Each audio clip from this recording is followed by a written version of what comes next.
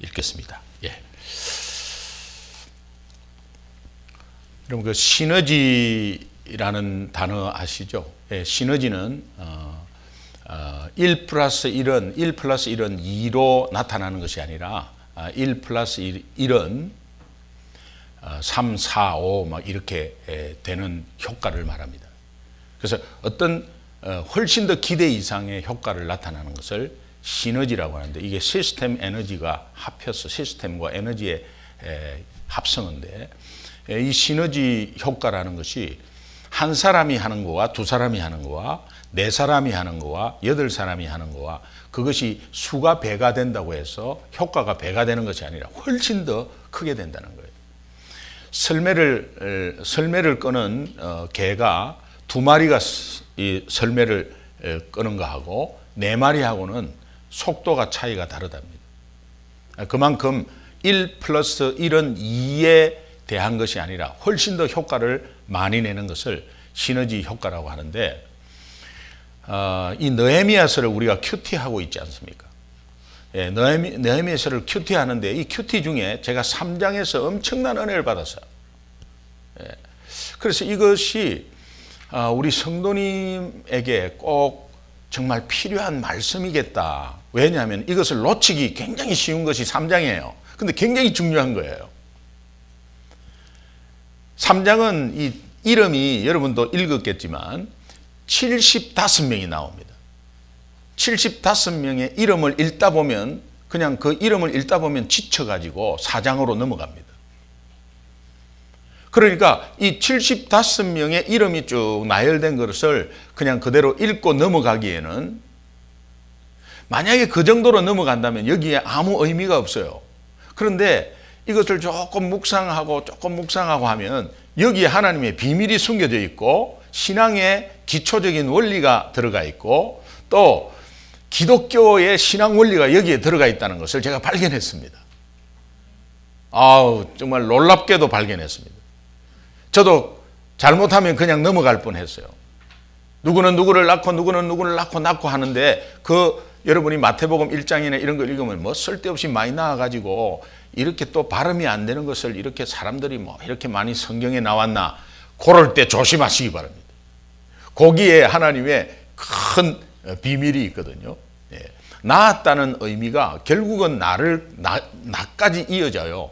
그래서 누군가에 의해서 내가 낳아졌고 또 물론 하나님이 우리를 낳았죠. 그런데 우리는 다시 한번 전도를 통해서 생명을 살리는 것을 낳는다고 그러죠. 그래서 내가 불신자에서 이 신자가 됐을 때 누구는 누구를 낳고 누구는 누구를 낳고의 영적 의미는 누구는 기동이를 낳고 미선이는 기동이를 낳고 기동이는 누구를 낳았다. 이제 그런 가운데 이 쫙 퍼져나가는 것을 좀 알 수 있습니다. 이렇듯이 오늘 이름이 많이 나오는데 이게 성벽 재건의 역사를 75명의 이름으로 지금 합동해서 하는 거거든요. 엄청난 성벽 작업인데 52일 만에 끝나버려요. 어떻게 52일 만에 끝날 수 있지? 불가능해요. 52일 만에 한다는 것은 불가능해요. 그럼 부실공사인가? 밖에서 반대하는 사람은 그 위에 사람이 올라가면 무너진다고 막 말해요. 그런데 52일간의 성벽을 개축하고 나서 다시 짓고 나서 군대를 성벽 위로 올립니다. 군대 1개 중대 대대가 막 올라가 가지고 거기에서 쫙 다닙니다. 여러분, 사람의 수가 그렇게 많이 올라갔는데도 무너지지 않는 것은 52일 만에 아주 튼튼하게 지은 거죠. 어떻게 그거 가능하지? 여기부터 발단이 된 겁니다, 제가. 어떻게 52일 동안에 성벽 재건이 가능하지? 여러분 측면에서 보면 위쪽에서부터 이렇게 성벽을 이어나갑니다. 이렇게 해서 뺑 둘러서 나중에 마지막에 마무리를 하는데요. 맨 처음에 스타트가 이 위쪽이에요. 그리고 이렇게 내려갑니다. 내려가는데 동그랗지 않고 좀 여러 가지 이렇게 조금 형태가 조금 이렇게 다르게 하는데, 이제 그런 가운데서 쭉 보면은 수평 평지가 있고요. 그 다음에 산에 골짜기가 있고요. 여러 가지 지형이 달라요.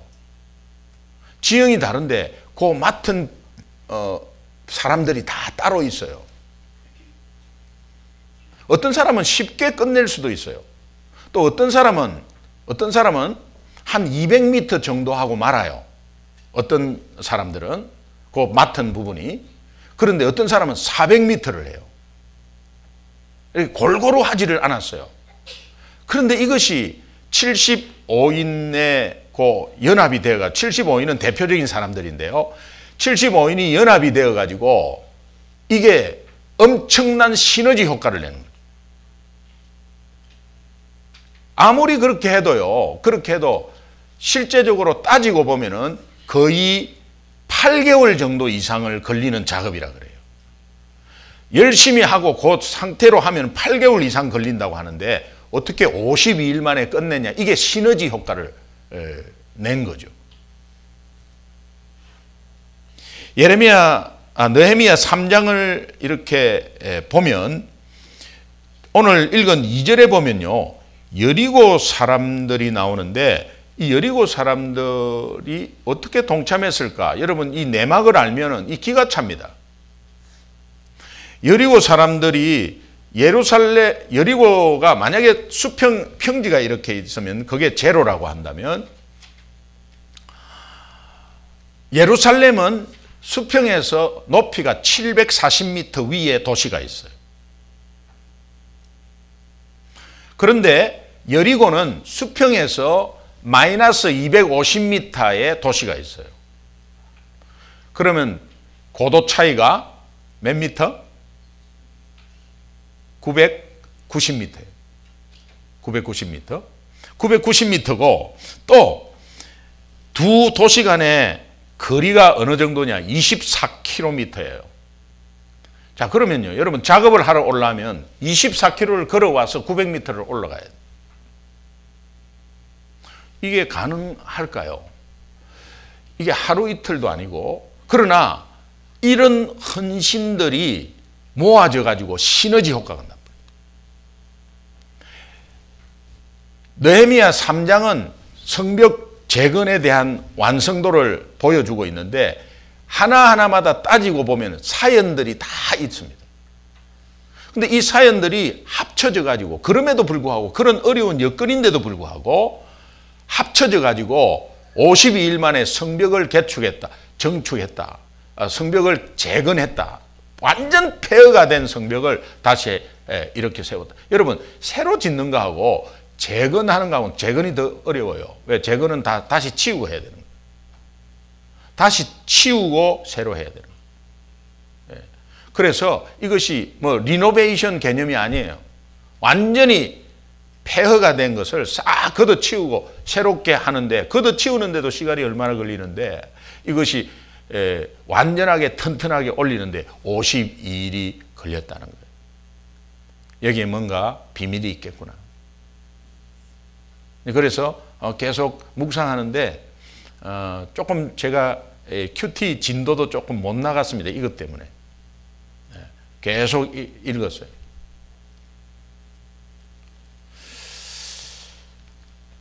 그러면서 이제 52일 만에 견고한 성벽 재건이 가능할 수 있었던 이유들이 한두 가지가 밝혀지기 시작했습니다. 뭐 제가 못 찾은 비밀은 또 있을 것 같습니다. 그런데 우리 예배 시간에 정해진 시간 안에 함께 간단하게 나누기를 원합니다. 52일 만에 견고한 성벽 재건이 가능할 수 있었던 것은 첫 번째는 양문을 먼저 건축하여 성별했습니다. 양문 말대로 양이 지나가는 문이에요.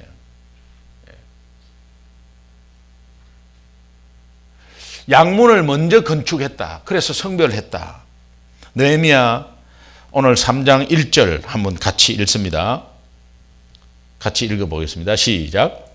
그때 대제사장 엘리야십이 그의 형제 제사장들과 함께 일어나 양문을 건축하여 성별하고 문짝을 달고 또 성벽을 건축합니다. 한메아 망대에서부터 하나될 망대까지 성별하라. 여기에 양문을 건축하여 성별했다 하는 이 의미를 잘 알아야 합니다. 양문을 건축해서 성별했다, 이 의미는 성벽 재건에 앞서서 우리가 먼저 하나님 앞에 예배가 회복되기를 원한다는 간절한 마음이 있었습니다. 왜 그러냐면 양문이 지나가는 것은 그 양문 지나자마자 예루살렘 성전이 있었습니다. 여러분, 예루살렘 성전에 제사를 지내려면 희생양이 있어야 합니다. 희생양이 있어야 되고 그 희생양은 거기에서 성별해가지고 흠없는 어린 양을 성별해서 이제 제사의 제물로 드려야 되는데 그 제물들이 들락날락하는 문이에요. 근데 이 문을 먼저 하나님께 구별해서 드렸다. 이 성별이라는 것. 하나님께 구별하여 드렸다. 이 양문을 드렸다는 것은 벌써 제사에서 꼭 필요한 제물이 양이거든요. 그래서 이 양문을 먼저 드렸다는 그 의미는 느헤미야가 예배를 좀 회복하기를 먼저 원한 겁니다.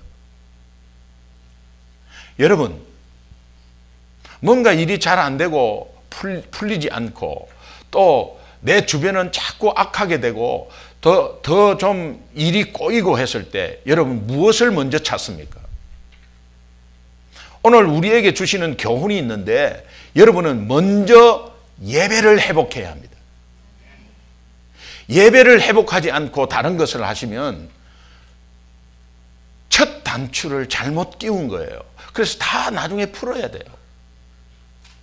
예배를 회복하면 여러분 인생이 다시 재건이 됩니다.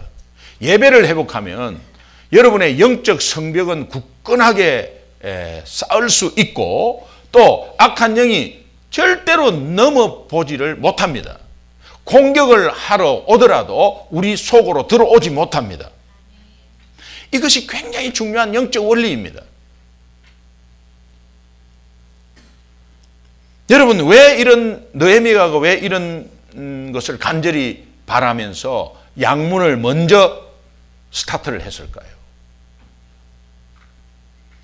역사는 우리가 교훈을 받습니다. 그래서 이스라엘 역사를 보면 이스라엘이 왜 망했냐, 바벨론에게 왜 망했냐 빤하게 나타납니다. 옛날에 자기 조상들이 이 느헤미야는 3세입니다. 3세.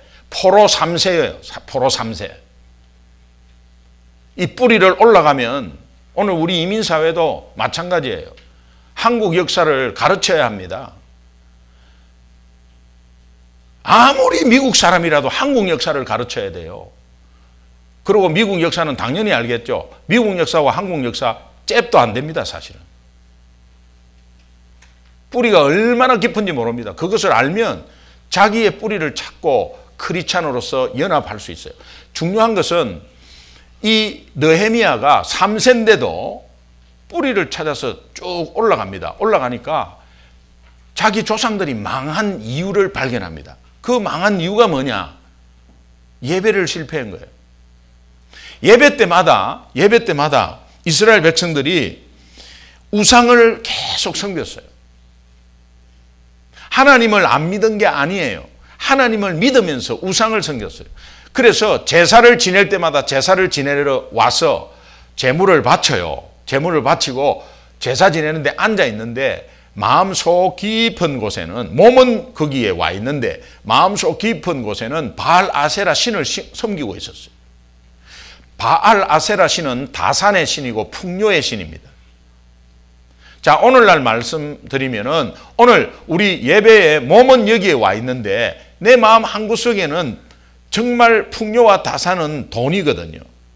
그래서 내 마음 속에는 물질이 딱 자리 잡고 있습니다. 그래서 내가 예수 믿는다 하더라도 물질이 있어야 돼. 예수 믿는다 하더라도 물질이 내 노후를 책임질 거야. 그래서 물질이 없으면 안 돼 라는 것이 혹시 있다면 하나님은 이렇게 말합니다. 그 예배는 가증한 예배라고. 이스라엘 백성들이 바알 아세라 신을 섬기면서 하나님께 제사를 지내고 있었습니다. 그것이 멸망의 가장 큰 이유예요. 그러나 하나님이 완전히 멸망하게 그렇게 해준 것도 아니죠. 정말 그렇게 해서 고난을 당하게 해서 바벨론으로 포로로 가게 해서 그 시대의 최고의 강국인 바벨론의 보호를 받게 한 것입니다. 보호를. 그래서 70년 후에 포로 해방을 시켜서 그 보호한 민족이 다시 번성해서 돌아오게 되는 거예요. 1세들은 다 죽었겠죠. 포로로 가서. 그러나 2세, 3세들이 이제 오게 됐는데 2세, 3세들이 오늘날 같으면 우리가 2세, 3세들이 어떻게 한국으로 다시 돌아간다면 갈 사람이 있겠어요? 뿌리 교육이 굉장히 중요해요. 그런데요, 예수 안 믿는 이스라엘은, 유대인들은 그렇지 않잖아요. 유대인들은 그냥 미국에서도 자기 고국으로 가버리잖아요. 이것이 구약의 뿌리가 있습니다. 이제 이것을 보면서 오늘 우리의 예배를 한번 살펴봤으면 좋겠어요. 우리는 좀 더 여유 있게 살고 좀 더 풍족하게 사는 것이 우리의 소망입니다. 이 땅에서 아메리칸 드림으로 와가지고 이 땅에 자리 잡고 정말 우리 자녀들이 나보다도 더 잘 살아야 된다는 것이 우리 마음에 있습니다. 그래서 공부도 열심히 시키는 거죠. 그런데 우리가 예수 믿는 사람이 그 가치관으로 있다면 예수 믿는 의미가 없습니다. 단지 예수 믿고 내가 뭐 좋은 거 좀 획득하고 예수 믿고 마음 편하고 그런 정도의 신앙이라면 기독교 아니라도 돼요. 그런데 우리가 예수를 믿으면 정말 내 마음에 오는 평안도 있지만은 내가 자리 잡고 있는 것이 오직 예수님이 내 가슴에 자리 잡는 것이 아주 핵심이에요. 그런데 내 속에 뭔가 다른 구석에서 물질이 만몬신이 자리 잡고 있다면 여러분 이거 정리하셔야 돼요.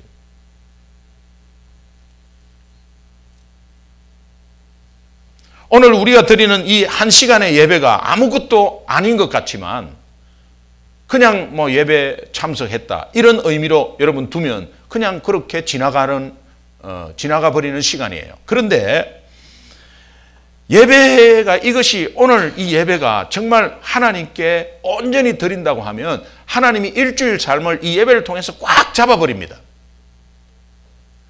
하나님께 잡힘 받기를 원하시죠? 그것이 가장 안전한 포구예요. 근데 예배를 형식적으로나 아니면 이 예배를 그냥 유스트해서 그냥 늘 뭐 주일이니까 뭐 가야지 하는 마음으로 온다면 여러분 예배를 실패한 거예요. 또 그런 가운데 예배가 소홀히 되면 안 나오기도 하죠. 한 주간의 삶을 여러분 누구의 보호 안에서 살겠습니까? 예배를 드림으로 인한 그 보상으로 하나님이 지켜주신다 그런 의미가 아니에요. 예배를 드리는 그 중심은 일주일의 삶 가운데서 일주일을 하나님이 지키고 보호한 것에 감사를 느껴서 오시는 거거든요. 그러면 그것을 받으면 다시 한번 감사로 이어지는 삶이 된다는 거예요. 예배의 회복은 삶의 회복이고 예배의 회복은 우리 가정의 회복이에요. 믿으시면 아멘. 마귀는 여러분에게 제일 먼저 공격하는 것이 있습니다.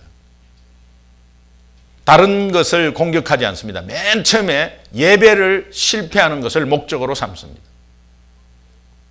예배를 안 나오면 외톨이 될 수밖에 없고 영적으로 외로울 수밖에 없고 공허할 수밖에 없고 아무리 세상의 지식이 강하고 아무리 세상에 물질이 많아도 예배가 없으면 그 진정한 예배가 없으면 그 사람은 엄청나게 공허하게 돼요.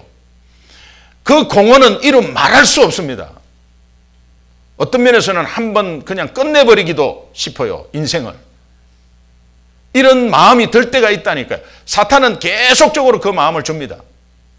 두렵게 하고 외롭게 하고 힘들게 하는 가운데서 예배를 실패하면 그 사람은 삶이 실패하기 때문에 사탄은 성공한 거죠.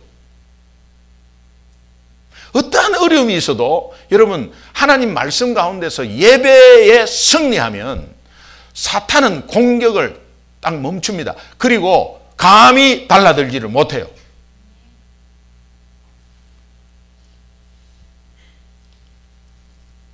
여러분 자녀에게 가장 먼저 공격하는 것이 여러분 자녀의 예배예요. 그래서 우리 아이들을 유스 때 공격을 가장 많이 해버려요.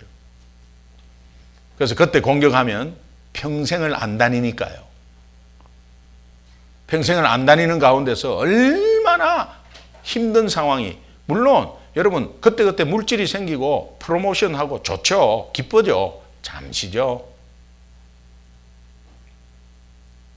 그런데 없어도요, 잘 안 돼도 행복한 것이 있어요. 그거는 예수님이 내 마음에 자리 잡고 있기 때문에 그래요. 예배에 승리하는 사람은 그냥 편해요. 예배에 승리하면 안 돼도 될 줄을 믿고 가요. 이 무서운 것입니다, 이거.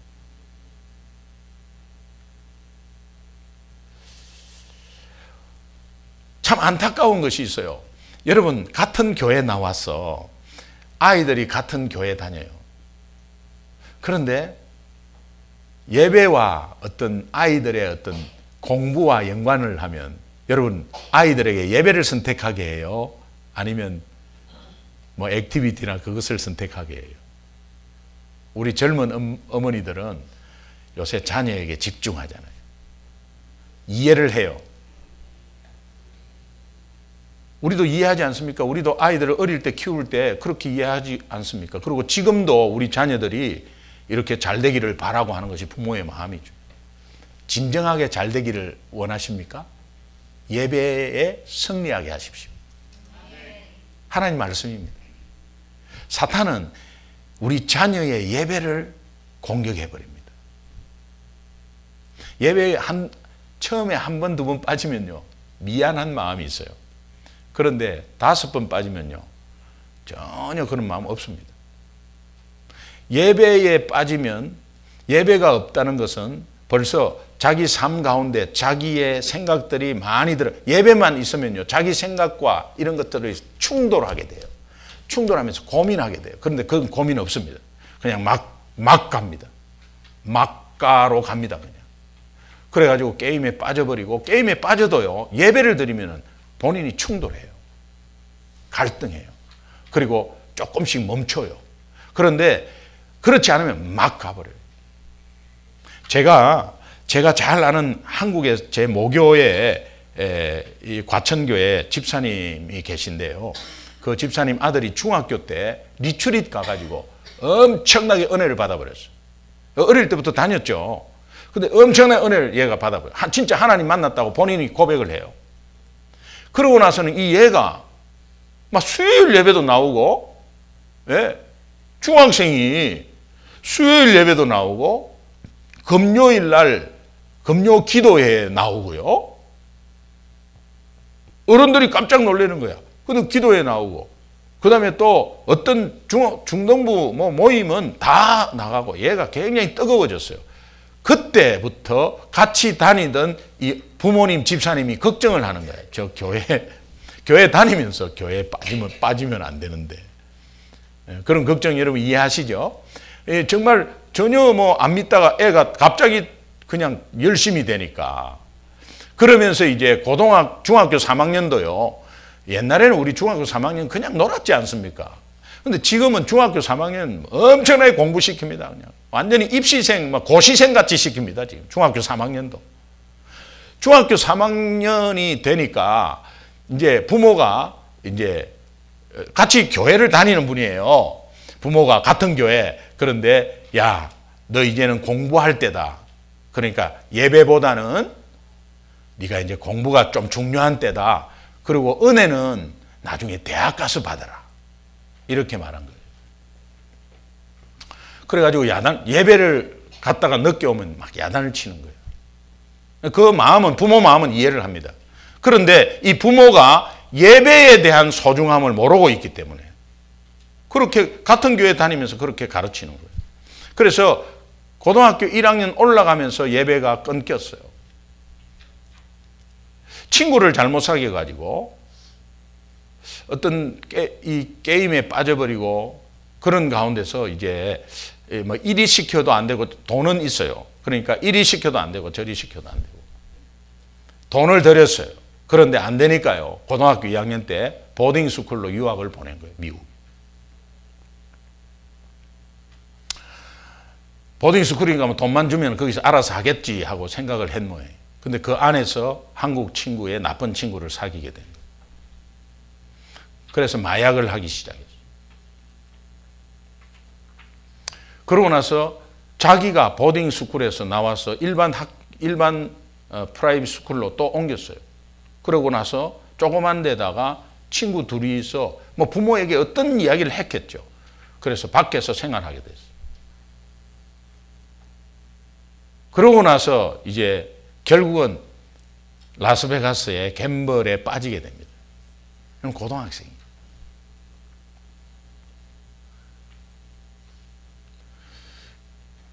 그 소식을 듣고 저한테 전화가 온 거예요. 제가 메릴랜드 있을 때. 좀 만나서 한 번만 기도해달라고. 조금 같은 미국에. 근데 캘리포니아에 있고 메릴랜드 뭐 같은 동네인 줄 알아요. 미국을.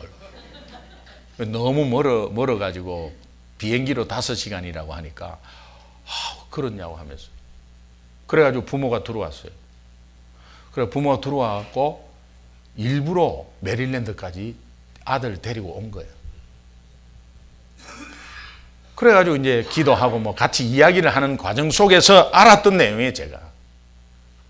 얘가 마음은 한 구석에 있어요, 아직까지. 하나님이 놓지 않고 있었어요. 그런데 나중에 이야기하는 거 보니까 라스베가스에서 이 강도짓도 했더라고요.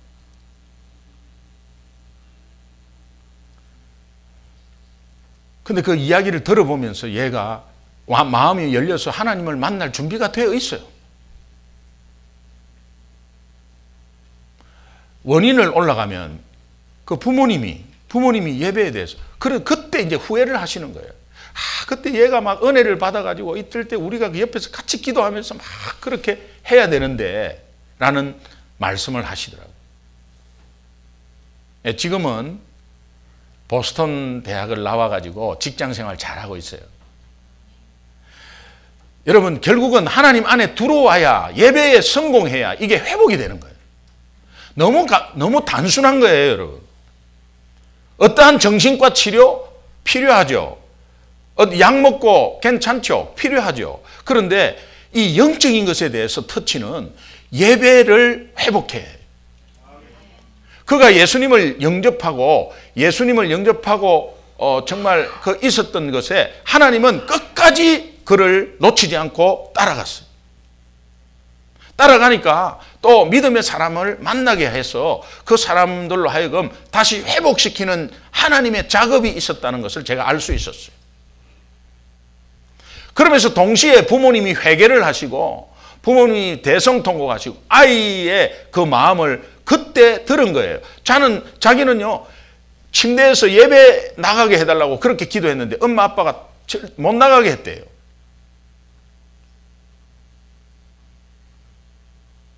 너무 답답한 가운데서 얘가 반항심이 딱 생기기 시작하면서 틀어져 버린 거예요.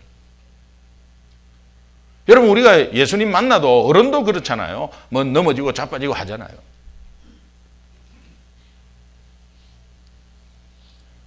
자녀의 예배 회복이 부모의 예배에 달려있다는 것도 여러분 아시고 대신 이 예배가 회복되면 그 삶은 회복된다는 것을 여러분 꼭 기억하시기 바랍니다. 52일 만에 견고한 성벽 재건이 가능할 수 있었던 것은 이 예배 회복이 먼저 되었기 때문에 그래요. 사람들이 참석하는 사람들이 모두가 예배 회복이 되었기 때문에 그래요. 그 일을 능히 감당하는 겁니다. 기쁨으로. 여러분 예배 회복이 되면 주어진 일이나 봉사나 능히 다 감당해요. 예배 때 예배만 드린다는 것이 아니라 몸은 여기에 와 있어도 내 마음이 사탄에게 빼앗겨서 오늘 다른 생각을 하고 있다면 그것은 가증한 예배다. 그러나 정말 집중하고 이 예배에 집중하고 내가 이 집중하고 정말 그 말씀으로 내 삶을 한 주간을 대입하고 적용해서 내가 승리하겠다는 그 집중한 마음이 있으면 하나님은 여러분을 끝까지 책임지십니다. 마지막 두 번째로 50일 만에 견고한 성벽 재건이 가능할 수 있었던 것은 그들이 분명한 목적과 목표가 있었기 때문입니다. 분명한 목적과 뚜렷한 목표가 있었습니다. 여러분, 목적과 목표의 차이가 무엇이죠? 목적은 디렉션이에요. 목적은 디렉션이 방향입니다. 그리고 목표는 그 방향을 이루기 위한 하나의 계획들이죠. 계획이죠. 자, 다시 말하면 쇼트트랙 하는 아이가 이제 이렇게 하는 거죠. 나는 하나님의 영광을 위해서 올림픽에 나가서 금메달을 딸 것입니다. 하나님의 영광을 위해서 목적, 디렉션이죠. 그 다음에 올림픽에 금메달을 딴다. 이거 목표죠. 그 목표는 단계별로 또 바꿀 수도 있죠. 여러분, 오늘 우리가 예수 믿는데 여러분의 목적이 무엇입니까? 여러분의 삶의 목적이 무엇입니까? 여러분의 삶의 목표는 무엇입니까? 잘 사는 것? 돈 많이 버는 것?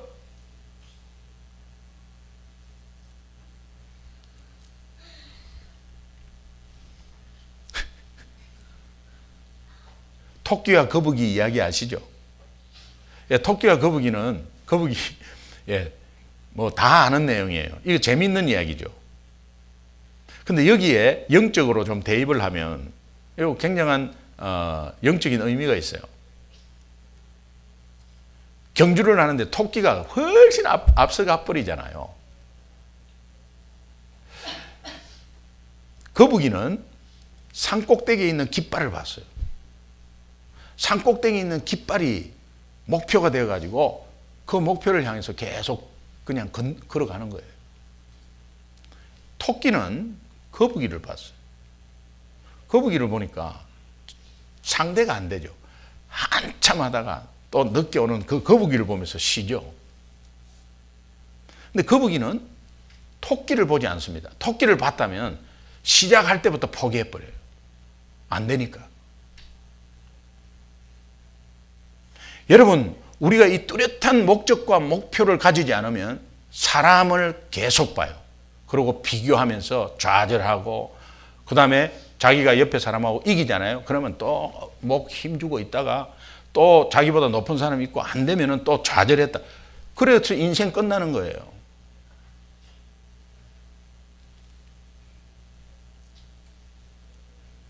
여러분, 5절에 보면 드고아의 평민들이 성벽 재건에 참여합니다.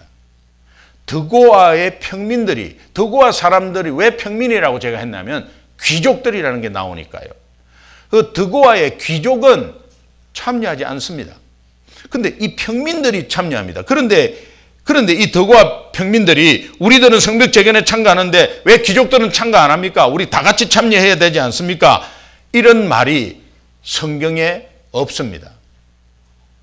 왜 그들은 그런 불평 없이 성벽 재건에 계속해서 꾸준히 일을 했을까요? 그들은 느헤미야가 말한 분명한 목적과 뚜렷한 목표가 있었기 때문에 그래요. 보지 않습니다. 비교하지 않습니다. 여러분, 느헤미야가 말한 이스라엘 공동체의 분명한 목적, 느헤미야 2장 17절 한번 보겠습니다. 같이 읽습니다. 시작. 후에 그들에게 이르기를 우리가 당한 곤경은 너희도 보고 있는 바라. 예루살렘이 황폐하고 성문이 불탔으니 자, 예루살렘 성을 건축하여 다시 수치를 우리 다시는 부끄러움 당하지 말자. 다시는 부끄러움을 당하지 말자. 이 목적입니다. 더 이상 수치를 당하지 말자. 이게 목적이에요. 이것은 하나님 자녀로서 수치를 당하지 말자는 것은 하나님께 영광 돌리는 삶을 살자. 하나님께 영광 돌리는 삶을 살자가 목적이에요. 이 목적이 여러분 목적 되기를 바랍니다. 저 예수제이 봐봐. 저 교회 봐봐. 교회가 저렇지.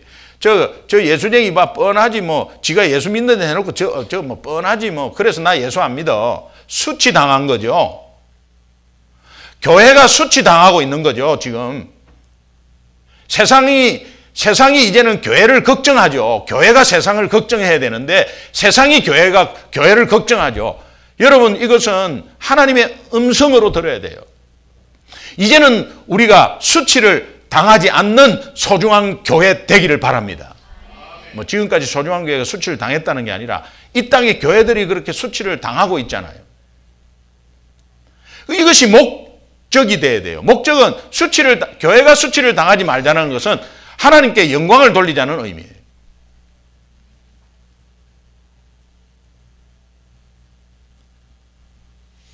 그 다음에 목표는 이제 뚜렷한 목표는 성벽을 다시 견고하게 세우자라는 게 목표입니다. 오늘 여러분, 하나님께 영광을 돌리는 게 목적이고 정말 우리가 연합해서 악한 영이 절대로 못 들어오도록 성벽을 견고히 쌓는 것이 목표가 되기를 바랍니다. 영적 성벽. 여러분, 이게 훈련으로 가능한 거죠. 훈련으로. 교회에서 하는 것만 따라와도요, 튼튼해버려요.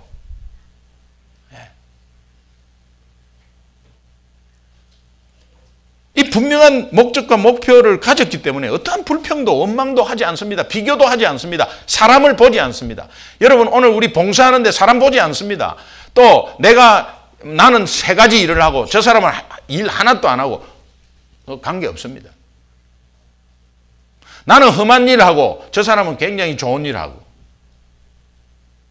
나는 화장실에서 일하고 저 사람은 뭐 굉장히 앉아가지고 막 이렇게 화이트 칼라처럼 그렇게 일하고, 그렇게 비교하지 않습니다. 13절을 한 번 더 보겠습니다. 같이 읽습니다. 시작. 골짜기 문은 한움과 산호아의 주민이 중수하여 문을 세우며 문짝을 달고 자물쇠와 빗장을 갖추고 또 분문까지 성벽 1000규빗을 중수. 이게요, 산호아 사람들이 골짜기를 맡았습니다. 자, 수평으로 성벽을 쌓는 것은 굉장히 쉬운 일이에요. 근데 골짜기는 내려갔다가 올라오잖아요. 이 성벽을 어떻게 쌓죠? 굉장히 힘들어요. 그러면 이 산호아 사람들이, 아니 우리가 추첨을 한 것도 아니고 우리한테 지정해갖고 이렇게 한다는 것은 은폐하지 않습니까? 이거 정말 이게 정말 부당합니다. 우리가 왜 골짜기만 해야 됩니까? 그런데요, 또 놀랍게도 1000규빗을 했다는 거예요. 골짜기에 1000규빗을 했다는 거예요. 이 1000규빗이 뭐냐니까 1규빗이 45.6cm예요. 그럼 1000규빗이면 456m. 다른 데 수평은 전부 다 200m씩 했어요. 다 200m씩 해서 수평은. 그런데 골짜기는 450m까지 하고 골짜기에 성벽을 쌓고, 산호아 사람들이 이거 우리 못하겠습니다. 너무 힘듭니다. 왜 우리만 이런 일을 해야 됩니까? 이렇게 하지 않았어요. 왜? 분명한 목적과 분명한 목표가 있었기 때문에 그래요.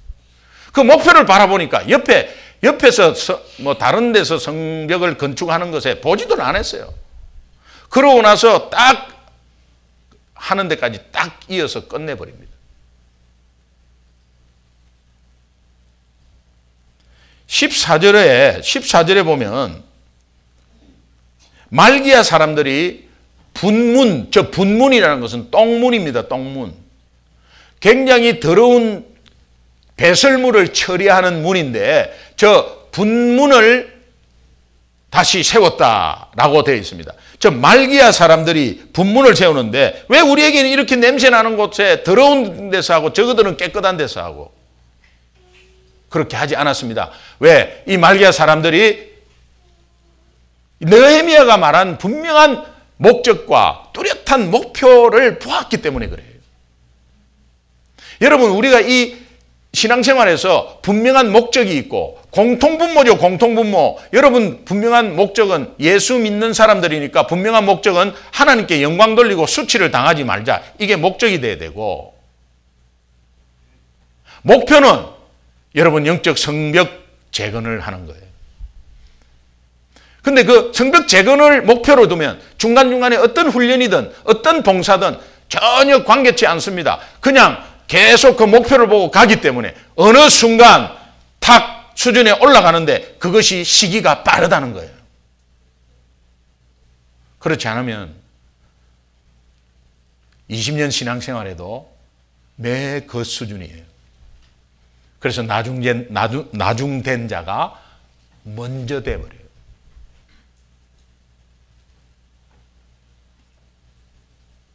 성경에서 이런 분들이 너무 많잖아요. 다윗은 하나님의 영광을 돌리는 게 목적이었어요.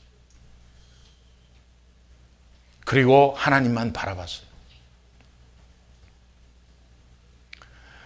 이스라엘 시대에 가장 번성하고 왕성하고 가장 영역이 넓고 가장 평화스러운 시대가 다윗 시대였어요. 하나님이 허락하면. 그런데 사울을 보십시오. 사울은 다윗만 봤어요. 사울의 목적이 무엇입니까? 왕자리 지키는 거예요. 왕자리 지키는 게 목적이에요. 그럼 목표는 뭡니까? 다윗을 제거하는 겁니다. 다윗이 왕을 탐하고 있으니까 제거한다 이렇게 되는 거죠. 그래서 다윗만 바라봤습니다. 사울은 벌써 다 인생이 다 망했어요. 그런데요, 여기에 거슬러 올라가면 예배의 승리가 있어요. 또 분명한 목적과 목표가 있었지만 올라가면 사울은 자기 사람들을 조금 위로하려고 제사장이 오지 않았는데 자기가 예배를 주관해버려요. 예배는 하나님께 영광을 돌리기 위한 건데 사람들을 위로하려고 예배를 드린다. 오늘 하나님께 영광 돌리기 위해서 예배를 드려야 되는데 나 조금 힘 좀 받으려고 예배 드린다. 그거 아닙니다. 여러분, 이것이요 분명하게 돼야 돼요. 그래서 교회에서 이거를 배우는 거예요. 신앙생활에 예수 믿었다고 그냥 끝나는 게 아니에요. 이런 것들을 배우면서 성장해 나가는 거예요. 영적으로. 그래서 여러분의 가정의 성벽, 영적인 성벽이 있어야 악한 영이 여러분 가정의 자녀를 공격하지 않잖아요. 그러니까 여러분의 성벽, 그것이 쌓여져 있으면 우리 공동체의 영적 성벽이 튼튼하게 세워지는 거예요.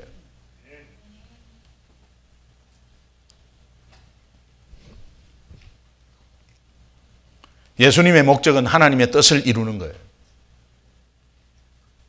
예수님의 목표는 십자가였어요. 그 좌우에 어떤 것도 보지 않았어요. 십자가를 향해서 가고 있었습니다.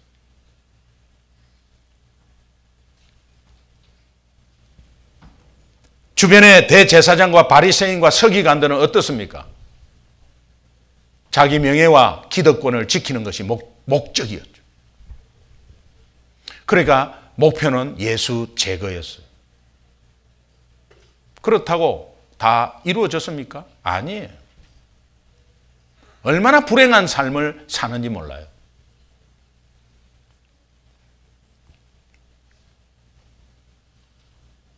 나는 열심히 하는데 왜 당신은 안 합니까? 나는 여기서 아침부터 이렇게 막 봉사하는데 저 사람은 도대체 뭐 하는 거야? 분명한 목적과 목표가 없기 때문에 그런 생각이 드는 거예요. 사람과 환경을 보면 비교하게 되고 원망하게 되고, 그러니까 결국은 수치를 당하는 신앙생활이 된다는 것을 오늘 말씀하고 있는 거예요. 여러분, 우리 소중한 교회가 한 영혼을 소중하게 여기는 영혼 사랑 공동체, 여기에 하나님이 주신 목적과 목표가 분명하게 있습니다. 하나님이 주신 목적, 하나님을 영화롭게 하는 거, 결국은 하나님 나라 확장이고 영혼 구원이잖아요. 그런데 우리가 목표는 영혼 사랑이 되어야 돼요. 영혼 사랑으로 이어져서 튼튼한 성벽이 되는 거예요. 한 영혼을 소중하게 여기는 영혼 사랑 공동체, 이것이 우리 교회의 비전으로, 변치 않는 비전으로 있다면 여기에 분명히 하나님이 우리 교회에 주어진 뚜렷한 분명한 목적과 뚜렷한 목표가 있지 않습니까? 이거 붙잡고 봉사하시고, 이거 붙잡고 훈련받으시고, 비교할 수가 없습니다. 우리 소중한 교회가 이제 창립 7주년을 달려왔습니다. 그동안에 소중한 교회가 여기까지 오기까지 많은 분들이 정말 힘들고 어려운 부분들을 맡아주셨습니다. 지금도 계속해서 맡고 있고요. 그러나 혹여라도 비교하고 원망하고 저 사람은 안 하고 나는 하고 이런 마음 갖지 마시기 바랍니다. 왜냐? 오늘 우리는 분명하게 예배에 승리하고 있고 또 분명한 목적과 뚜렷한 목표가 있기 때문에 그런 마음이 들면 벌써 사탄이 시험을 쫙 깔아주는구나. 그래서 우리가 그 사탄에게 당하는구나 이렇게 생각하십시오.